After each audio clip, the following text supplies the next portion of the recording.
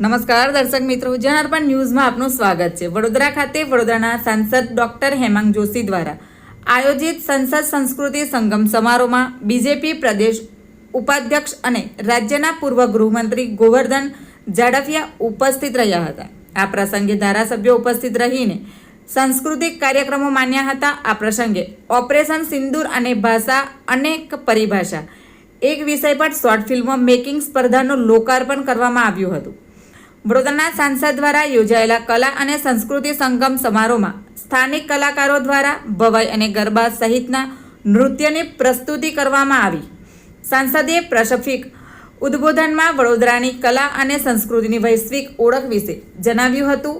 તેમણે વધુમાં જણાવ્યું હતું કે વડોદરા શહેરમાં દરેક કલાને પ્રોત્સાહન મળે તે માટેનો પ્લેટફોર્મ આપવાનો પ્રયાસ કરવામાં આવ્યો છે। વહાલું વડોદરા ફાઉન્ડેશન થકી તેને ઉજાગર કરવાનો એક પ્રયાસ છે। જોજો વડોદરા શોર્ટ ફિલ્મ કોમ્પિટિશનનું આયોજન કરવામાં આવ્યું છે। Bureau report, જનાર્પણ news. આવા જ નવા સમાચાર જોવા માટે જોડાઈને રહો જનાર્પણ ન્યૂઝ સાથે। અમારી ચેનલને લાઇક કરો, શેર કરો, સબસ્ક્રાઇબ કરો। ધન્યવાદ। સંસ્કારી નગરી વડોદરામાં અમારા યુવા સાંસદ ડોક્ટર હેમાંગભાઈ દ્વારા સાચા અર્થમાં વડોદરા એક સાંસ્કૃતિક નગરીને સાંસ્કૃતિક કાર્યક્રમ દ્વારા એક સંસદ સભ્ય તરીકે અને વડોદરા પ્રત્યેના ભાવના કારણે આપણી જે સંસ્કારી નગરી તરીકે ઓળખ આખા દેશમાં છે અને એ કલાકારો, એ કલા અને વડોદરાની અતીતથી આવતીકાલ એ સંસ્કાર સાથેની શોર્ટ ફિલ્મનું આજે કોમ્પિટિશનની શરૂઆત થઈ છે અને આવતા દિવસોમાં વડોદરાની કલા અને સંસ્કૃતિ આ બંને ઉચ્ચ શિખરે પહોંચે એવી શુભકામના પાઠવું છું।